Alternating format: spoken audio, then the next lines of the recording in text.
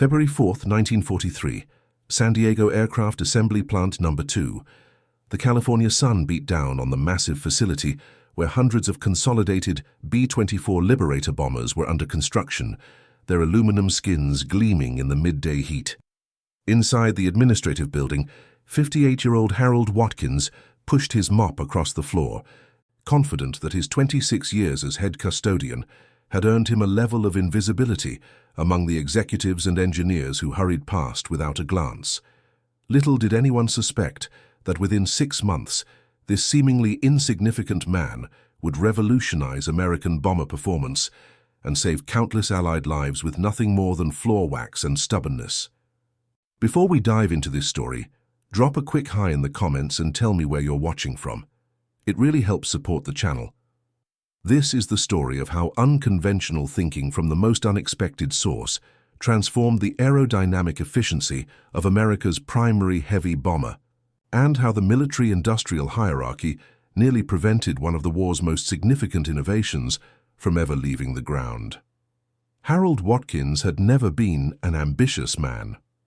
The son of a Milwaukee factory worker, he'd found his calling in maintaining the pristine appearance of corporate America's halls of power. His attention to detail and unwavering work ethic had earned him his position at Consolidated Aircraft in 1917, where he'd remained through the Great Depression and into the war production boom. He took particular pride in the gleaming floors of the executive wing, which reflected the fluorescent lights like mirrors, thanks to his specially formulated wax. "So you know why they keep me around," Harold often told his 18-year-old assistant, Frankie Morales, "because I'm the only one who knows how to make these floors shine like glass without making them slippery. That's my secret formula." Frankie rolled his eyes. "Sure, Mr. Watkins, your floor wax is going to win the war." Harold chuckled as he dipped his mop into the bucket of milky white solution. "You laugh, but my daddy was a furniture finisher, taught me everything about wood oils and polishes, been perfecting this formula for 30 years. The old man's eyes twinkled with pride. "And not one executive has ever slipped and fallen on my floors. Not one." Across the factory floor, 27-year-old Lieutenant Colonel Michael Harrington of the Army Air Force's Technical Division paced anxiously beside Chief Engineer Robert Templeton. As the military liaison for bomber production, Harrington was responsible for ensuring that America's air arsenal met the increasingly desperate demands from the European and Pacific theaters. "The latest combat reports are concerning." "Templeton," Harrington said, flipping through his clipboard, "the Liberators are taking unacceptable losses over Germany. The 8th Air Force lost 26% of their B-24s on the Ploesti raid." Templeton nodded grimly. "The Luftwaffe fighters are targeting them specifically. The pilots say they're easier to catch than the flying fortresses. The B-17 has better high-altitude performance by at least 30 miles per hour, Harrington confirmed. "General Arnold is considering reducing B-24 orders in favor of more B-17s. Templeton blanched. "That would be catastrophic for production schedules. We've got 5 assembly plants devoted exclusively to Liberators. We're producing 1 bomber every 55 minutes. "Then find me more speed," Harrington demanded. "I need at least 25 more miles per hour at 30,000 feet. The current maximum of 300 miles per hour isn't cutting it." "That's asking for a miracle, Colonel. The airframe is fundamentally limited by drag. The Davis wing is already a marvel of engineering. But physics is physics. I don't need excuses, I need solutions. The boys flying these planes are counting on us." In the engineering department, 29-year-old Catherine Sheffield, one of Consolidated's rare female aerodynamicists, reviewed wind tunnel data with growing frustration.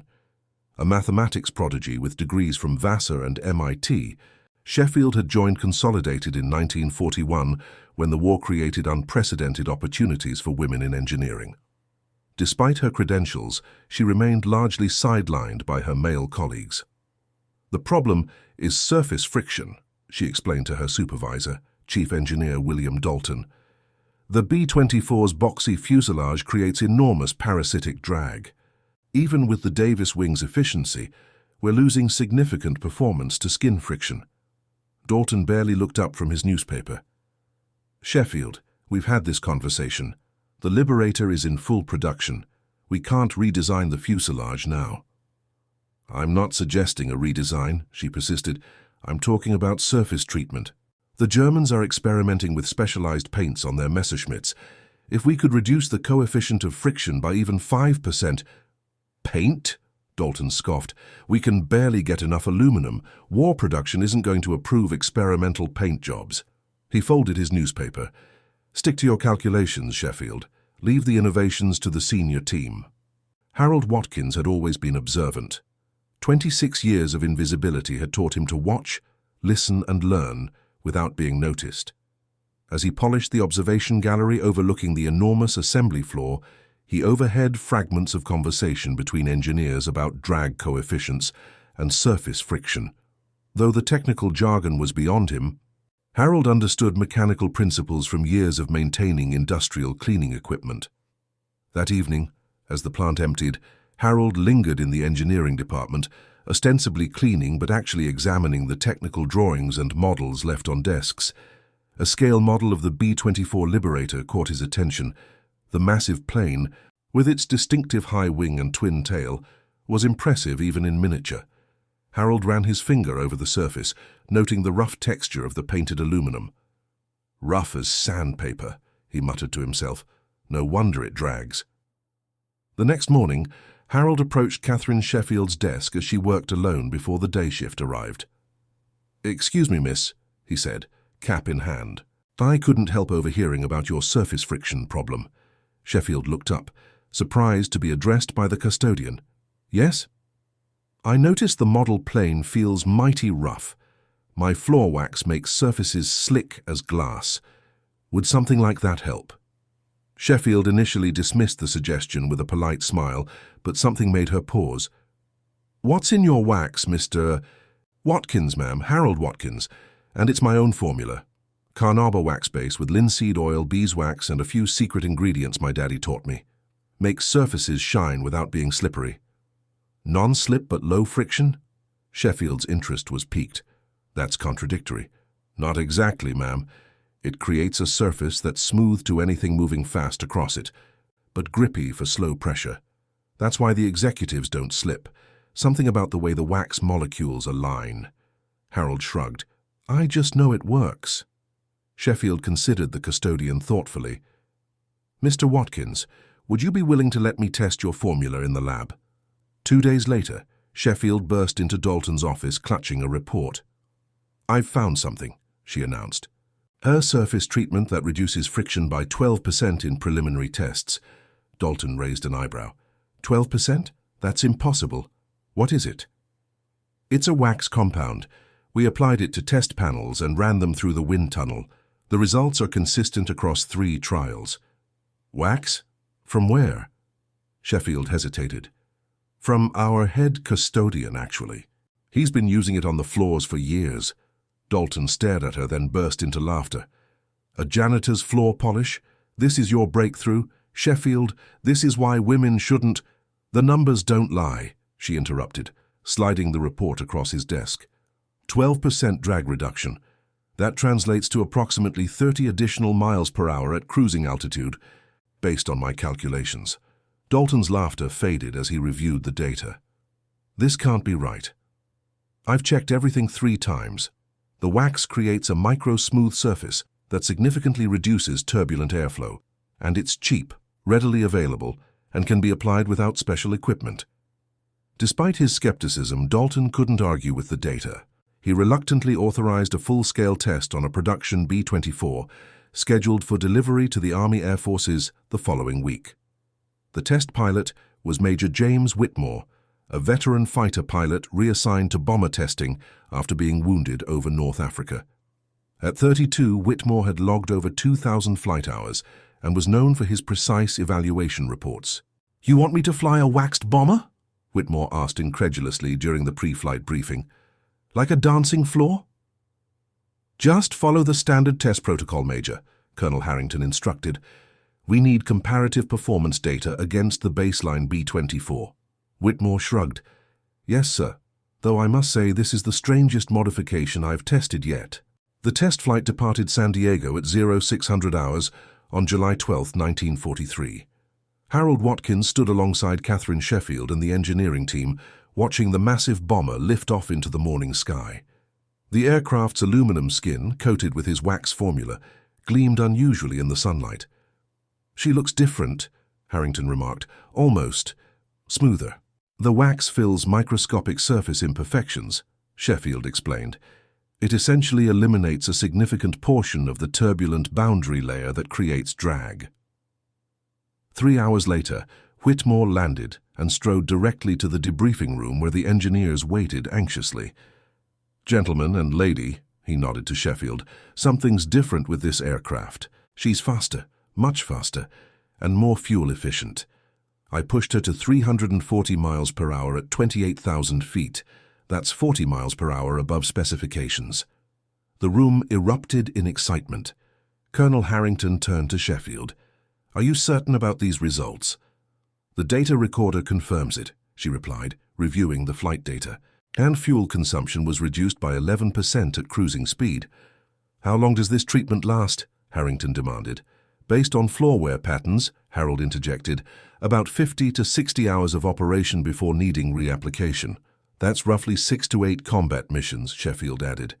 "The maintenance crews could apply it during regular service intervals." Harrington paced the room. "This could change everything. Faster bombers mean tighter formations, better defensive capabilities, and most importantly, less time in enemy airspace." Over the next 2 weeks, 3 more treated bombers underwent rigorous testing. All showed similar improvements in speed and fuel efficiency. The modified B-24s could now match or exceed the performance of B-17 flying fortresses, eliminating their primary disadvantage in combat situations. Colonel Harrington immediately prepared a report for Army Air Forces headquarters, recommending immediate implementation across all B-24 production facilities. The potential impact was enormous, thousands of bombers gaining significant performance advantages, potentially saving hundreds of air crews. Then the bureaucracy struck back. August 3rd, 1943. Plant Manager Gordon Chambers summoned Sheffield, Harold, and Colonel Harrington to his office. His expression was grim as he placed a telegram on his desk. "War Production Board has rejected the modification," he announced flatly. "Rejected?" Harrington exploded. "On what grounds?" "Unauthorized material usage," Chambers read from the telegram. "The formula contains linseed oil and beeswax, both rationed materials under War Production Board Directive 16-74. Additionally, the application procedure falls outside approved aircraft finishing protocols." "That's absurd," Sheffield protested. "We're talking about minimal quantities that would save fuel and lives." "Furthermore," Chambers continued, "the formula has not been evaluated for high-altitude performance, extreme temperature variations, or effects on aluminum skin integrity over time." Harold Watkins, who had remained silent until now, finally spoke. "Begging your pardon, sir, but that wax has been on these floors for 20 years without a single problem. The linseed oil actually prevents corrosion." Chambers shook his head. "I understand your frustration, but we can't defy the War Production Board. All testing is to cease immediately." As they left the office, Colonel Harrington pulled Sheffield and Harold aside. "This isn't over. I'm going to Wright Field tomorrow to speak directly with the technical division. Sheffield, prepare all your test data. Watkins, I need the exact formula written down." Harold hesitated. "Sir, this formula's been in my family for generations. It's all I have." Harrington placed a hand on the custodian's shoulder. "Mr. Watkins, I understand your concerns, but this could save American lives. I give you my word that you'll receive full credit and compensation if this goes forward."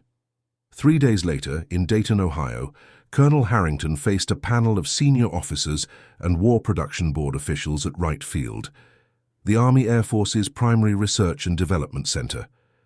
"Gentlemen, the data is conclusive," Harrington argued.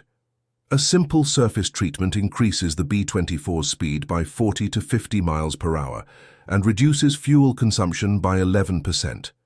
Implementation costs are minimal, and the materials required amount to less than 0.1% of current aircraft production materials." Major General Curtis LeMay, newly appointed to oversee bomber production, studied the reports with interest. "And this was discovered by a janitor. A head custodian with 26 years of experience, sir. Harold Watkins developed the formula based on furniture finishing techniques learned from his father.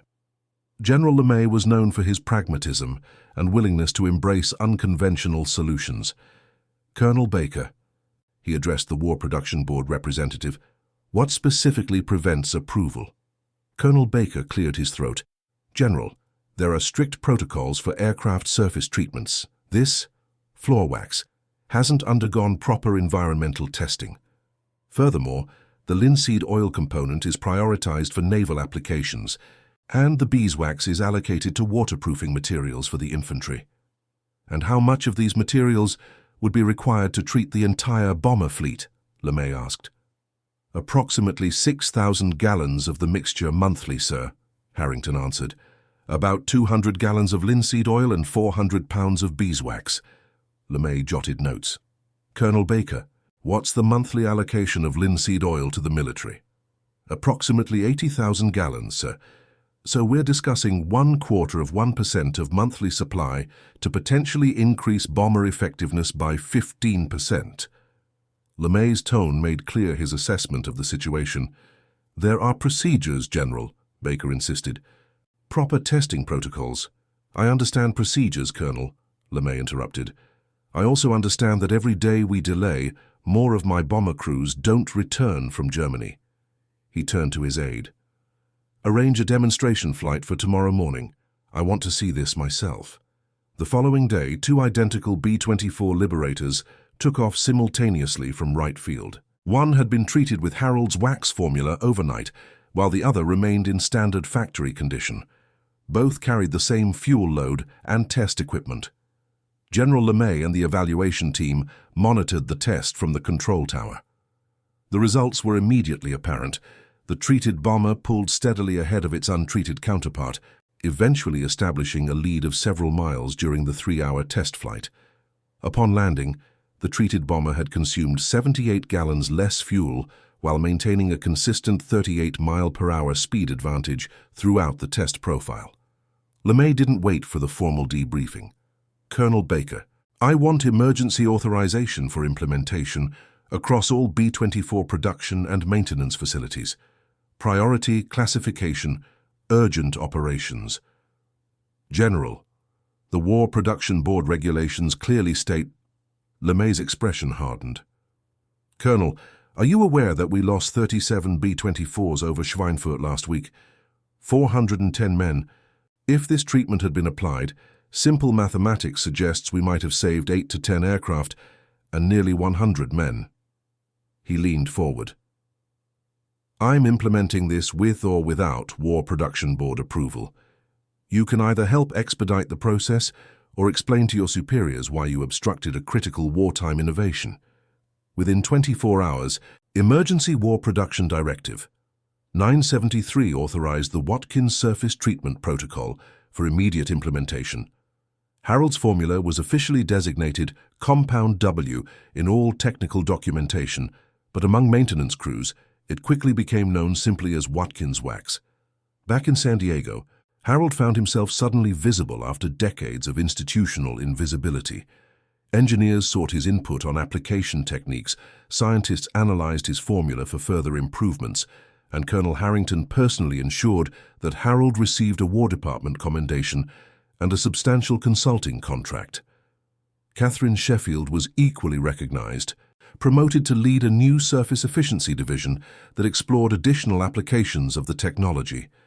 Her vindication was particularly sweet when Chief Engineer Dalton was reassigned to the factory floor to oversee initial implementation of the waxing protocol. By October 1943, the first squadrons of slick B-24s began operating over Europe. The results exceeded even the most optimistic projections.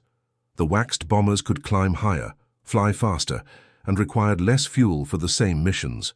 Most importantly, they could better keep pace with fighter escorts and maintain tighter defensive formations.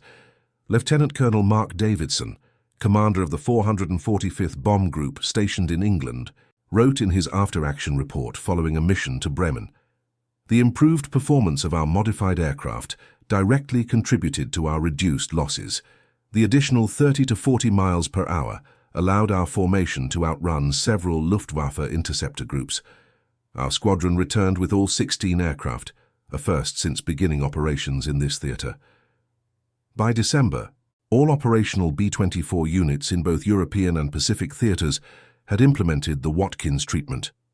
Monthly loss rates dropped by 17% according to 8th Air Force statistics, saving hundreds of aircraft and thousands of airmen over the following year. Harold Watkins remained at Consolidated, continuing his custodial duties despite his new status as a consulting engineer. "I know flaws," he explained to anyone who suggested he should move exclusively to the engineering department. "Besides, someone has to keep this place looking respectable." In February 1944, Harold received a personal letter from General Henry Hap Arnold, Commanding General of the Army Air Forces. "Dear Mr. Watkins, your contribution to our nation's aerial warfare capabilities represents the finest example of American ingenuity and patriotism. The Watkins surface treatment has fundamentally altered the performance characteristics of our heavy bomber fleet, saving countless American lives and contributing significantly to our strategic bombing campaign. Your story reminds us that innovation can come from any quarter, and that in our democracy, the wisdom of the factory floor is no less valuable than that of the design office. The Army Air Forces extends its deepest gratitude for your service to our nation in its hour of need. Sincerely, H. Arnold, General, U.S. Army Air Forces." Harold had the letter framed and hung it in the custodial office, next to his original formula notebook, now partially empty after the relevant pages were transferred to the War Department. In the skies over Germany, the impact of Harold's innovation continued to be felt. Major Thomas Reynolds of the 493rd Bombardment Group recalled a mission in March 1944. "We were returning from Berlin, all shot up and struggling to maintain altitude. 2 engines were damaged, and normally we'd have fallen behind the formation, a death sentence with Luftwaffe fighters hunting stragglers, but our slicked Liberator somehow kept pace despite the damage. Our pilot, Captain Wilson, said later it was like having an extra engine. We made it back to England, when by all rights we should have ended up in the North Sea. 26 men came home because a janitor in San Diego figured out how to make a bomber slip through the air like a hot knife through butter. After the war, Harold's formula would find commercial applications in aviation, automotive racing, and even shipbuilding. The technique eventually evolved into advanced polymer coatings, used in everything from commercial airliners to Olympic swimsuits. Catherine Sheffield went on to become one of the leading aerodynamicists in the post-war aviation industry, frequently crediting Harold Watkins as her most influential collaborator. Harold himself finally retired in 1952 at age 67. At his retirement ceremony, attended by military officials and Consolidated executives, he was presented with a scale model of a B-24, polished to a mirror shine with his own formula. "I never set out to change history," Harold said in his brief acceptance speech. "I just knew that things work better when they're properly maintained. Whether it's a flaw or a bomber, attention to detail and care in your work makes all the difference. My daddy taught me that, and I'm proud to have passed it on." The story of Harold Watkins exemplifies how wartime innovation often emerged from unexpected sources. While engineers and scientists received most of the credit for America's technological superiority during World War II, countless unsung contributors like Harold made critical differences through practical knowledge and everyday expertise.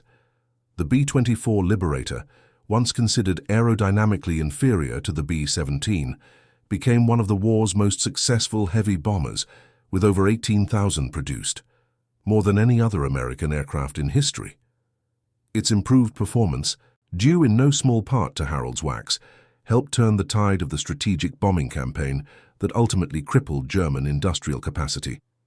As for Frankie Morales, Harold's young assistant, who had once mocked the importance of floor wax, he eventually took over as head custodian when Harold retired.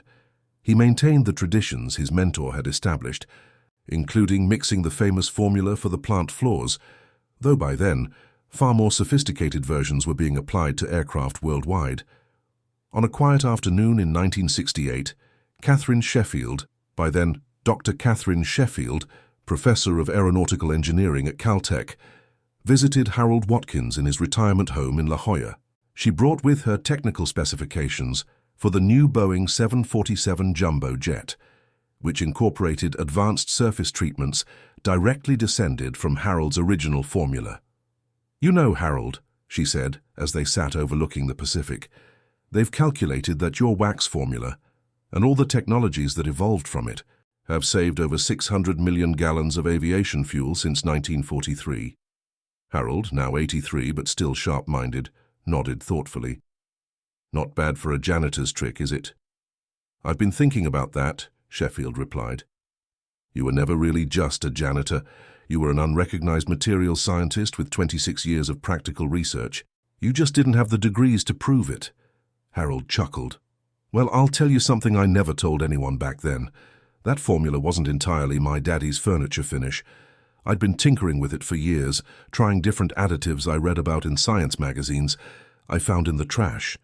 I added paraffin oil and modified the Carnauba ratio based on an article about streamlining in Popular Mechanics."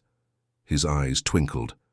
"I might not have had formal education, but I never stopped learning." "The best scientists rarely do," Sheffield said, raising her teacup in salute. "The innovation that began with a janitor's mop ultimately influenced aviation design for generations. Today, every commercial airliner, military aircraft, and even space vehicle incorporates advanced principles of surface friction reduction that can trace their lineage directly to Harold Watkins' insight that what works on a hardwood floor might also work on an aluminum bomber. His story represents the democratic nature of American innovation during World War II, a time when necessity drove invention and good ideas were valued regardless of their source. It reminds us that sometimes the most revolutionary insights come not from complex theories, but from practical experience and the wisdom of skilled hands. And that concludes our story. If you made it this far, please share your thoughts in the comments. What part of this historical account surprised you most? Don't forget to subscribe for more untold stories from World War II and check out the video on screen for another incredible tale from history. Until next time.